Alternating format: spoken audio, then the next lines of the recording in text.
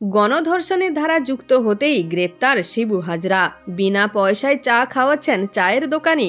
গ্রামের মহিলারা বলছেন এবার দুয়ারে মিষ্টি বিলি হবে।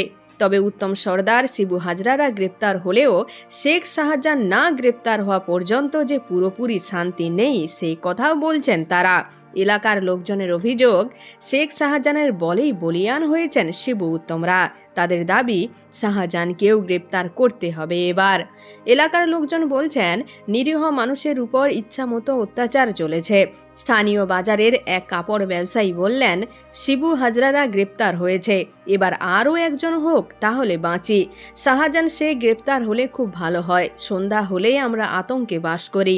স্বামী সন্তান নিয়ে তো বাঁচতে হবে। শাহজাহান শেখ না ধরলে চলবে না।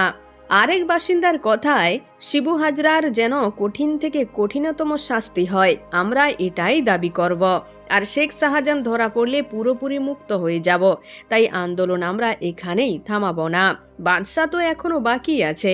বাদশাহ শেখ শাহজাহানের হুঙ্কারেই তো সবকিছু হচ্ছিল।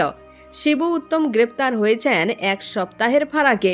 এবার শাহজাহানের গ্রেপ্তারির দাবিতে যে সন্দেশখালী পথে নামবে, শনিবার বুঝিয়ে দিলেন গ্রামের বাসিন্দারা। শেখ শাহজাহান গ্রেপ্তার না হওয়া পর্যন্ত আন্দোলন থামাবেন না, ও তো বড় মাথা, বলছেন গ্রামের মহিলারাও। এখনই পর্যন্ত আবারও দেখা হচ্ছে রাজনীতির পরবর্তী আপডেট নিয়ে। ধন্যবাদ।